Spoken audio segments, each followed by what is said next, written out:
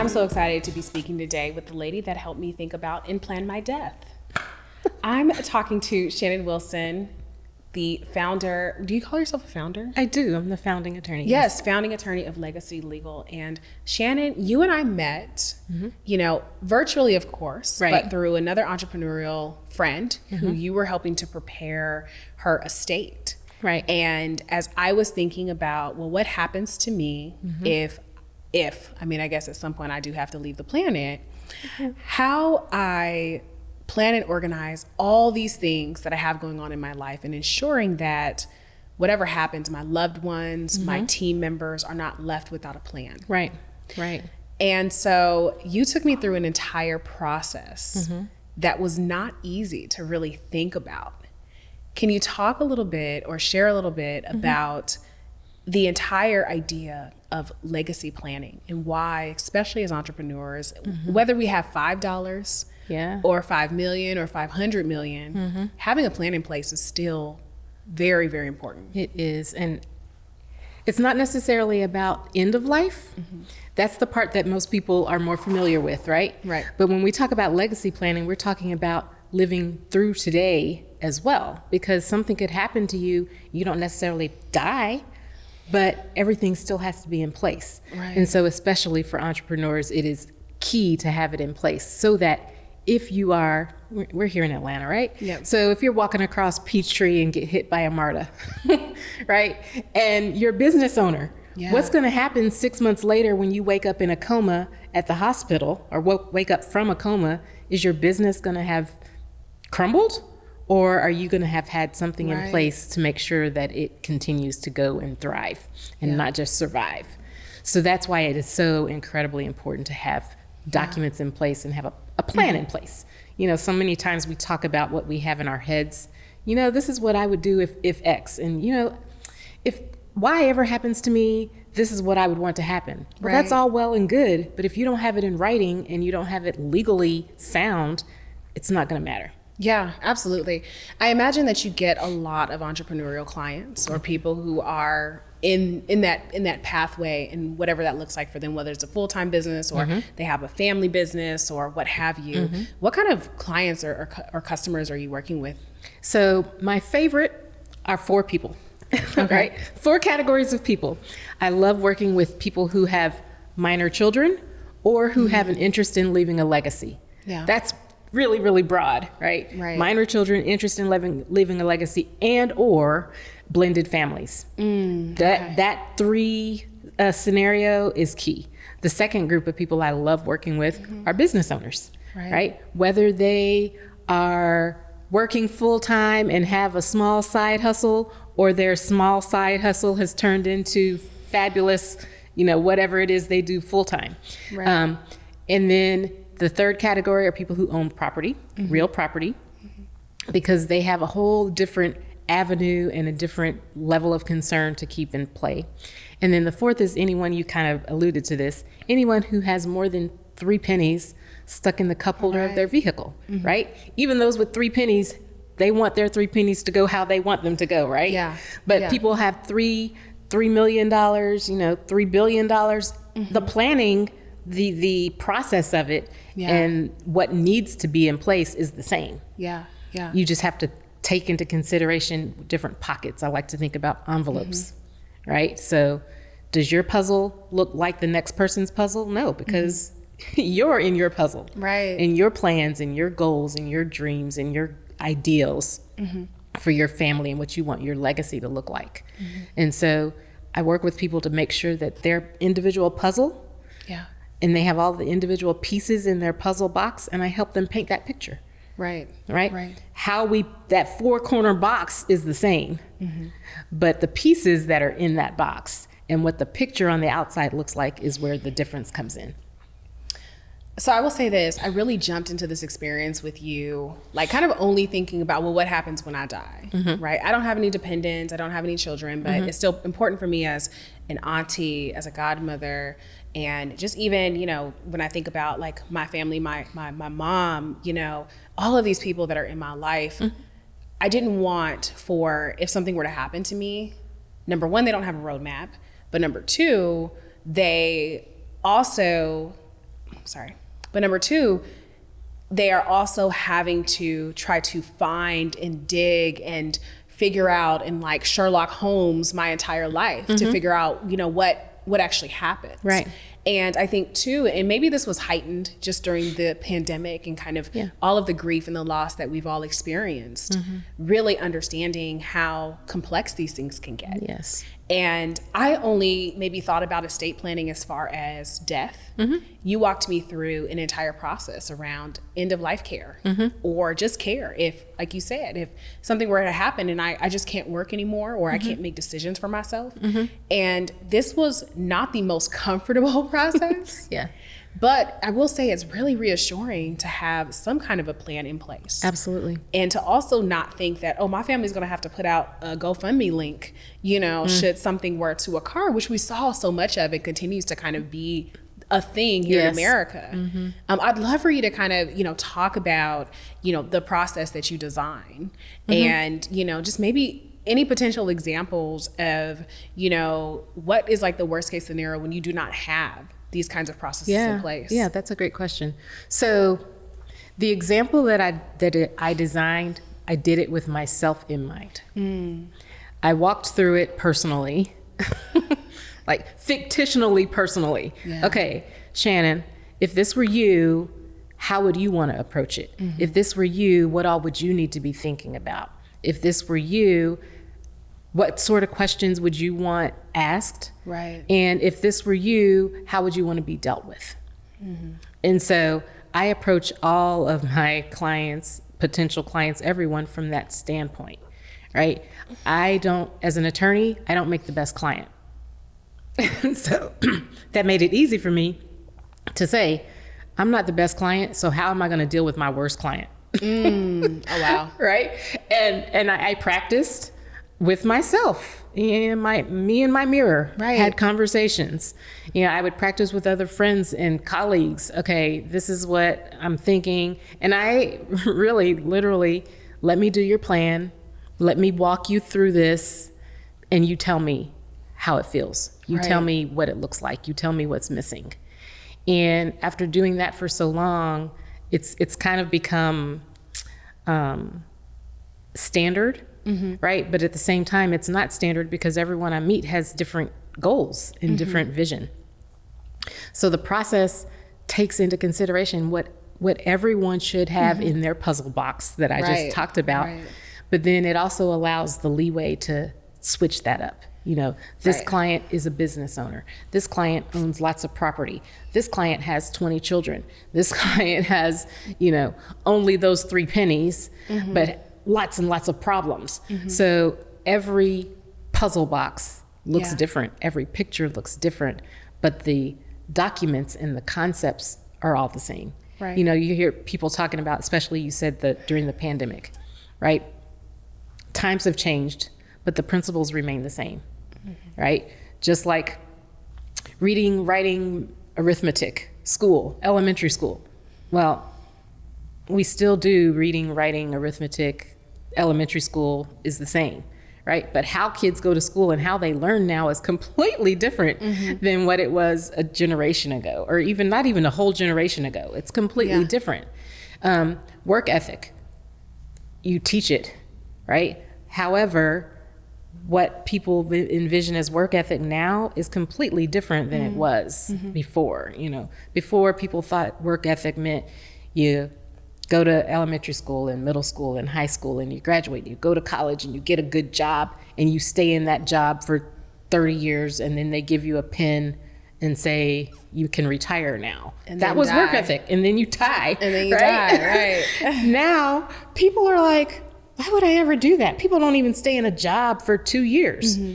And people are really driven to be entrepreneurs now because they see the success and they see, a lot of people think it's all glitz and glamour. They don't realize the work behind it and the ethic that is involved with developing that. And so all of that goes into, what do you want your legacy to look like? Right. Do I want to end up in a coma and nobody knows how to even pay my bills. This was another thing I went through personally. I'm sitting one evening doing my monthly bills, and I had stuff scattered, and I had to go here for this and here for that, and this came out of this account and this came out of that account. And I thought, if something happens to me, no one would be able to figure out the calculus. It's like, first of all, I'm a hoarder. I'm a digital hoarder of like accounts and things and passwords. Like, right. Oh my gosh. And it's like, where do you go? Yeah. Right. No one would ever be able to figure all of that out. Right. So just in streamlining my own life was what helped me be able to streamline all of these processes for my clients. Yeah. I love that you gave me time between our sessions to really, really be thankful to, you gave me time in between each sessions to really be thoughtful about who I was naming, why, and what their role and their responsibility would be. And I think we had like sessions spread apart over a course of 3 weeks. And you would always say, okay, I want you to think about this for our next session. I want you to think about who would play in this role, where this is, how you would want this organized. So it wasn't all at one time to think about something that's really, really hard to think about. That's by design. Right. But especially like as an entrepreneur, I mean, you kind of have to embody this sense of invincibility, right? You're having to rush sometimes off of pure adrenaline and believing that like I can get to the top. And you don't really stop and factor into your life, potential sickness, or some of the worst or catastrophic worst case scenarios. And so having to pause and be thoughtful about, okay, it's almost like picking a team to help you run your company. Absolutely. You have to pick the best players and the best team members who are going to fulfill your wishes, who are going to do right by you, who are going to completely execute in the way that you would want them to, particularly when it comes to your business, and then the resources that you have and how those things get dispersed. Right. And I didn't realize how much energy and how much thoughtfulness it was going to be involved in this process. And so you gave those pauses intentionally. I did. Moving into that thinking and that framework, because you are literally assembling a team to help carry out what has made up and how you've designed your life and your systems, for sure. Right. Yeah. No, I built that time in intentionally because, some people will say, oh no, I need it done and I need it done now. Right. Okay. Well, I can do it and I can do it now. But if something happens, I guarantee it's not going to be what you really meant, because no good decisions are made in an emergency situation. Right. And no good decisions are made without thought. Yeah. So I spread them out intentionally. Okay. And I'm glad you brought that up, because you may remember, I was like, okay, the next meeting, we're going to talk about what would your choices be if you were in this medical condition. And I probably forewarned you, that's probably going to be the hardest meeting we have. Right. Because you have to think about things like that. And sometimes people just don't think about it. They don't think about, if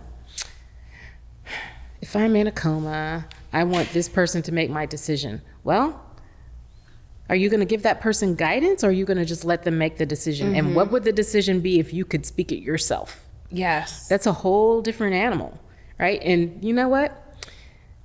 Is this really the person I want to make the decision for me? Or do I know that they're too sensitive, and if it came down to it, they wouldn't be able to say it? Absolutely. And so, you have to be conscious of those sorts of things. And even sometimes people forget.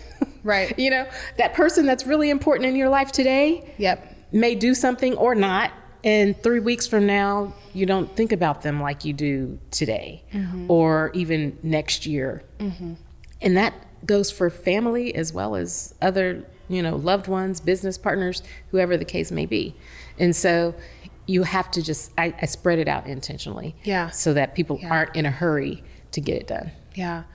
I wish when we think about like business training, and not just like in school, right? Because not everyone is going to go to B school or take any business classes. But I wish that like early on, when we've thought about the entrepreneurship journey, we've also started with the end in mind, that not like if this doesn't work out, but that anything in life can literally happen. Right. How do I prepare my business, my team, my loved ones in a way that they are very well aware that there is a plan? Because for me, every time I hop on a plane, because I travel a great deal, every time I hop on a plane now and there's a little bit of turbulence, right? I'm like, oh God, this is it, right? It's probably a little bit irrational. But I always think about, I'm so glad that there is some kind of plan in place if something catastrophic were to happen. And it gives me such a sense of ease to also, for my team to know that, hey, you won't be left in the dust, right? Or you won't be left without some kind of route. But I wish we had these conversations earlier and not sort of like after everything has taken place, or kind of that scramble to get something done very quickly. We should have those conversations. Many times, families grow up having those conversations. And it's kind of like, think about the birds and the bees discussion, right? It really shouldn't just be one discussion. You know, you cannot fully prepare a child to move into adulthood and know about complex things like sex over one discussion. Right. Right? It should be a series of talks, and it should be things that become second nature to discuss. Right, right.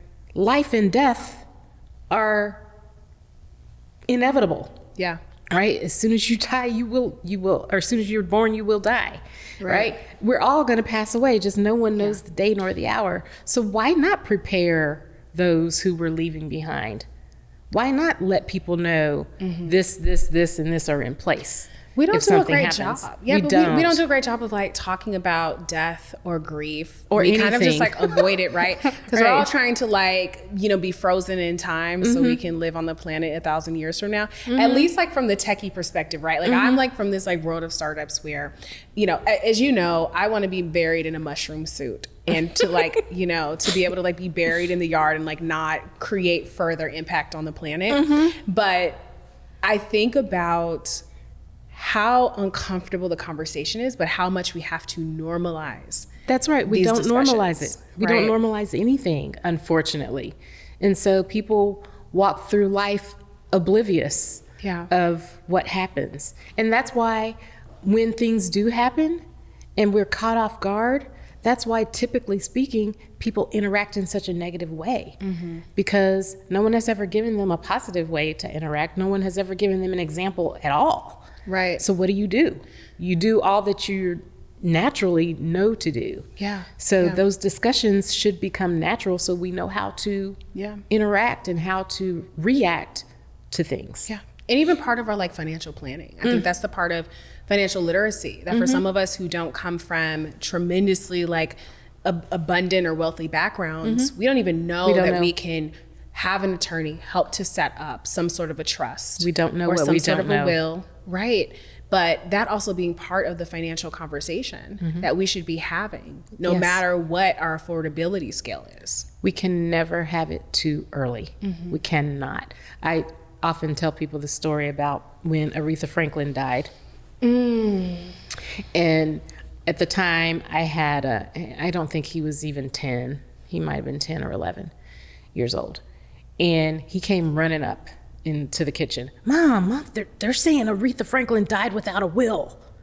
And I look at him and I laugh because I'm like, only my child would be like, the house is on fire with this news about it. And he says, why are you looking at me like that? Isn't that what you do? And at that point, I realized he's watching. Right. What did that do? It opened up a discussion.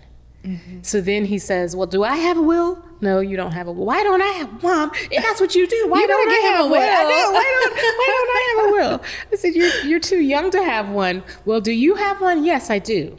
Well, what does it say? What is a will? They're talking about that. And so it's discussion. Right. And so many times those discussions are had in other neighborhoods. Those discussions are had in other demographics. Those discussions are had in other families where they have it. And it's not taboo to discuss it. And it's setting people up for success instead of fear. Right. Fear of the unknown. It's setting them up for success and being able to manage with or without, because they know what's in that puzzle box. I think for me, it delays the inevitable And it gives me some comfort to like not think about like my mom passing away. And she's been, at least the last few years, she's been so open and so transparent about this is what my will says. Here who is tasked. Here, this is going to be the person that is tasked with executing, the will. This is what you're going to get. Here are my wishes, for who I want to be able to be in the room should, I am incapacitated or what have you. And, I feel like she's been so intentional about these discussions over the last few years. I love it. And it is very hard because a world where like my mom is not here or any other like loved one in my life, it still is so far-fetched. It's like, I'd rather not think about it. But I also can understand how detrimental that can be if we're not starting to think ahead in the same way. Yep, having those discussions. Yeah. You're right. And I say many times, grieving is hard enough, right, without having to worry about the business of death. Yeah. So set your loved ones up so that they can grieve and grieve comfortably as they can. Right. Without having to worry about the business part of it. Absolutely. Because emotions are so high. And I love that you said that, just the business of death. Making sure that your business is in order. Yeah. And that all of these factors, I think about that all the time. I think about like, I do not want my loved ones or my team to have to scramble or have to sort out things in the midst of also grieving. And that for me has been like, how do I solve for this pain point? Right. And so getting my estate wrapped up, and then I was able to actually share it on social media, and there are so many people who hit me up and they're like, oh my gosh, like I've been meaning to do this. And it's always that task. It's like, how you have to like go to the post office, but you really hate going to the post office. Right. So you just be like, yeah, I'll do it next week. I'll do it next week. Right. And so it was always one of those tasks where it was like, okay, I've been meaning to do this. However, and I always only remember when someone, especially famous, passes away and it says like, it's been a hot mess in terms of dealing with their estate. And I'm like, that's not going to be me. Right. But if I don't get it done and make this a priority, it will be me. Well, and it's interesting you say that, because so many times we see the Princes and the Aretha Franklins and the James Browns that took 20 years for his estate to get resolved. And Michael Jackson, and we see all of these celebrities, Chadwick Boseman, we see them passing away. And people either have one of two reactions. They say, well, I don't have what they had, so it doesn't matter. Not true. Or they say, I don't want whatever their family went through to happen to my family. Right. That's preferred. And that's the second one. That's the second one, because you are astounded by these people who have made so much money, have built such a legacy. You would think, especially if they were sick already, that they would start to prepare these things. Yeah. So it's always such a surprise. It's shocking. Yes. So I want to shift the conversation away from all the good dead things, right?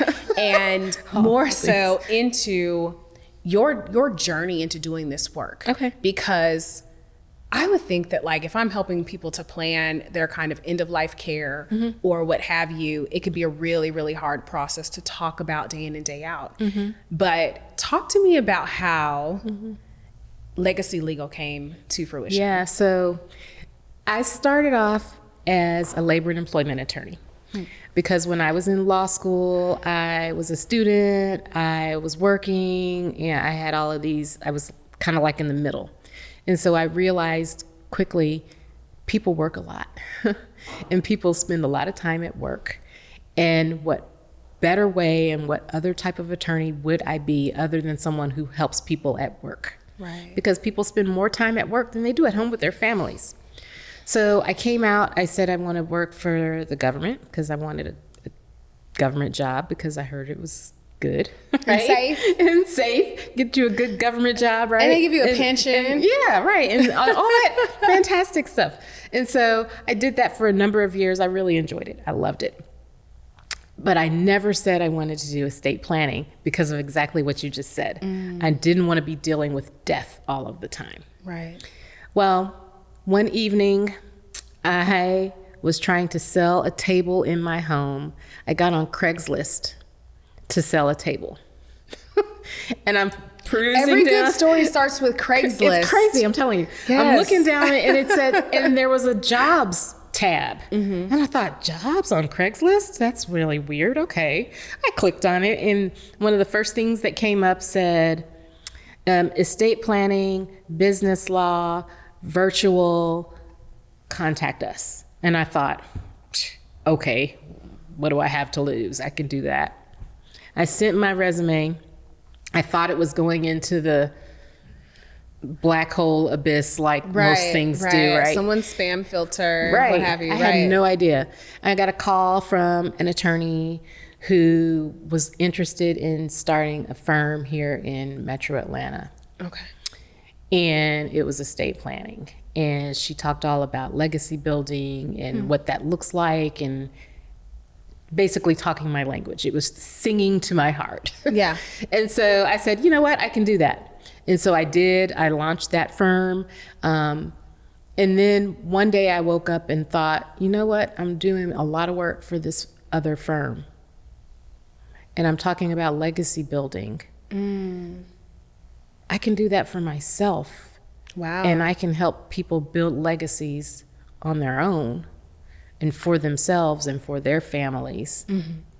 And so I launched Legacy Legal. And I tell people all the time, I do what I love and I love what I do. Yeah. No day ever feels like work for me. I love the deviation from the plan, because that government job was going to be a sweet deal. I know, that good government. And I still have friends that still work for the government. And I have those of us who left, and we all joke about, we should have camped. We left. And I'm one of the few that says, I'm glad I left. Yeah. I love what I do. And you had no certainty that it was going to work out, or that you would even be here, right? None. So very like non-linear pathway. And, absolutely. Okay, but like when you decided to go out on your own, I mean, what was that experience like for you? Scary. Yeah. It was scary. And by the way, I did not sell that table that I got on Craigslist originally. Because you got distracted. I got distracted, and I didn't even do you still have the table as a part of your legacy? Is your son getting it? It's going to be in the garage sale. But that's just how things work, right? Yeah. I got on there for one thing, got distracted, and that distraction has really led me down a path that I wouldn't go back and change anything about it.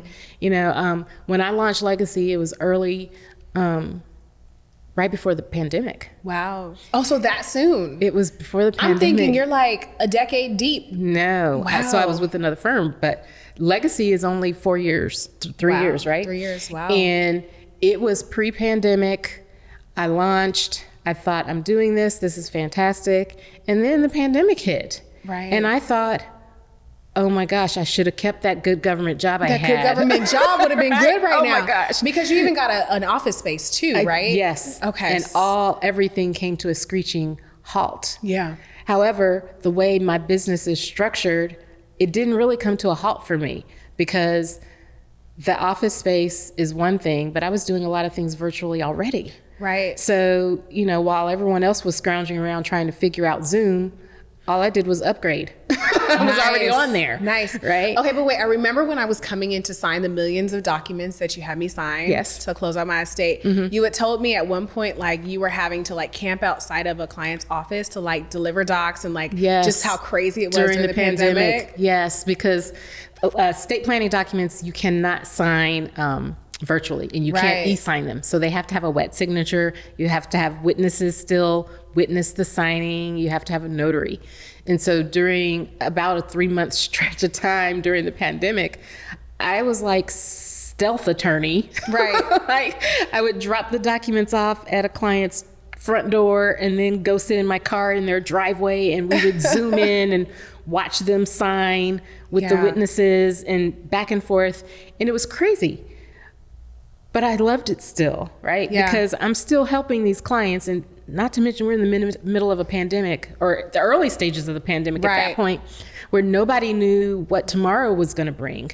And nobody knew, you know, what this pandemic was really going to turn out to look like. Everyone was scared. Yeah. People were scared of their health. People were scared that they were not going to have a job. Like, everything was upside down. Right. Right. And so it was really scary. And being an entrepreneur through all of that, taught me so many lessons. You know, you have to be strong. You have to be resilient. Yeah. You have to know what you know and be confident in what you know. Right. Yeah. And it seems like you adapted as well. Like you said, you already sort of had been doing some virtual things. You just upgraded more of that, you know, offer different options for your clients. Right. And I know we did everything outside of the signing, you know, was done completely virtual, which made it seamless and probably just unlocked kind of this new era or space of how to do business with clients all over. You can navigate the waters however you want to navigate them. Yeah. You know, it's your ship. Yeah. Especially when you're an entrepreneur. Okay. Most people are entrepreneurs for one of two reasons. They have a very, very strong passion for what they do, and there's nothing else out there that is like they want it to be. Right. So they're going to do it for themselves. The other camp on that is they just don't want to work for somebody else. Right. I think that many people, if we were to do a poll, I'm thinking that like I'm not a good employee. I've never been like a really good employee. I thrive in autonomy, and also I like to create things. Right. And so that's your space. That's it. You have to design your space, right? Yeah. And estate planning it's just like that. You're painting your own picture. And if you can't paint the picture that you want, then what's the purpose? Why are you doing it? Right. And so I just approach it from that standpoint. At what point in your entrepreneurial journey did you feel like, you know what, I think I'm doing this right? I wake up every day and feel like that. Really? I really do. Wow. I cannot say it enough. I love what I do, and I do what I love. And I make sure that I do it how I think it should be done so that I can have that, I think I'm doing this right feeling. Right. Yeah, I may be a rarity in that. I hope not. Did you ever have those moments of just like doubt? Like, you know, I know you mentioned the pandemic, like having, you know, to shift, you know, everything maybe in a split second. Like I have no idea what's coming, but like we've got to make this work. Were there ever any doubts during that time? No. Yeah. No, I'm gonna come over and just call you raise and borrow some confidence. I am. And I think my faith drives me a lot too. Yeah. Right. Yeah. I just think that if I want it, there's nothing too big that's gonna get in my way for me to have it. And with what I do, I don't do it for me. I do it for my clients. I do it for all of those families out there. Yes, of course, I have my own plan in place for my family. Right. But overall, what I do daily, professionally, is not for me. Right? If I were going to do something professionally for me, I'm an attorney. And I probably work in the least sexy area of the law, right? Right? I could be out there ambulance chasing. I could be on every billboard in Atlanta. No, because I just don't find personal fulfillment and joy in that. And when I can, even in my consultations or educational, and we said earlier, people don't know what they don't know. Right. And if I can have an entire day of nothing but consultations with discussions with people, where every one of those discussions resulted in, wow, I didn't know that at least once, I feel fulfilled. And so, yeah, it's not about me. I feel like I'm doing it right. If I can sleep well at night, if I am excited about getting up the next morning and doing my job, even though it doesn't feel like a job, then I feel like I'm doing it right.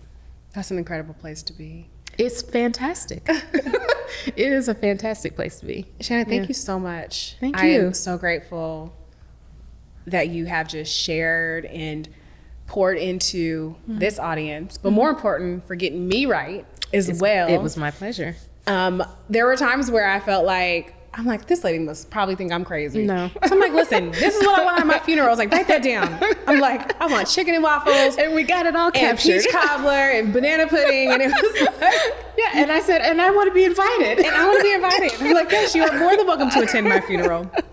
Yeah. But no, this is like such a side note. Do you ever watch Grace and Frankie on Netflix? No. Okay. So Frankie is like the wild, whimsical one, and her psychic tells her the exact date of her death. So she plans a full funeral. First, she's trying to figure out who's going to kill her. And then she plans a funeral, and she asks everybody to say whatever they would say at her real funeral, which is, this is potentially her actual funeral. And so I was like, ooh, I kind of want like to hear what everyone's going to say. Like, I still stage my death, but like, let's do like a dress rehearsal, you know, just to see like, okay, what's going to happen? Yeah. But no, I really appreciate it. We could all walk through life like that, right? Yeah. If I knew what people would say about me, or if I knew this was what my funeral was going to be like, I think people would act differently. Yeah, I wonder if there'd be a different shift in the consciousness around how impactful our work and our lives are. Maybe there'd be less self-doubt, a little bit more courage, a little bit more like, just go for it, because you don't know who's watching at the end of the day. And I think that's why also having this conversation with you today was so important, because like I said, when I posted that, hey, I just finished my estate planning doc, like the outpouring of like, yes, oh my gosh, I've been meaning to do this. I need to get on this. People tagging each other like, yes, let's get onto it. It's like, you have no idea how, when you show up and you are doing the work, other people take that and they run with it. Right. Yeah, I know. I wish everyone would, because it is so important. You know, we get caught up in life. Yeah. And no one wants to think about negativity. Yeah. But I think about it as positivity, right? I am positive that if something happens to me tomorrow, there's a plan in place. I am positive that if I trip walking out of here today, there's a plan in place. And so you can live more comfortably, right? Quite frankly, you know, instead of walking in fear, we walk in confidence. I love that. Thank you so much, Shannon. Thank you. You're doing it right too. So everyone, this was such an important experience for me. I'm so glad that I took the time to get my estate together. And Shannon, I want to make sure that people know how to reach you, to contact you, or even just get some resources. So if you can just share how they can get in touch with you at Legacy Legal. So Shannon, SHANNON, at legacylegalatl.com. It's my email address. Yes. The web address is www.legacylegalatl.com. My phone number is 678-278-5463. Feel free to reach out to me via email. I'm also on Facebook, LinkedIn, Instagram. Reach out to me, schedule that consultation. Yes. Just let me know who referred you. And the podcast, Sherrell Dorsey. And maybe I get a discount at my funeral. No, just joking. I do. Those were jokes. No, but if you let me know that Sherrell sent you, then the consultation is complimentary. Ooh, we love a good savings. Look, the entrepreneur in me is like, save a coin, save a coin, save a coin. But no, this is so important. And I think we have to start having these conversations out loud. So please, folks, do not delay on setting up your estate. Just having a plan in place, no matter where you are in your journey, it is so significant to start protecting it and ensuring that your loved ones and, you know, those who have, you know, poured into you, I don't like that. It's so important to have a plan in place. So thank you again for coming on the show. I really appreciate it. Thanks for having me. Catch you in the next episode. What did you say?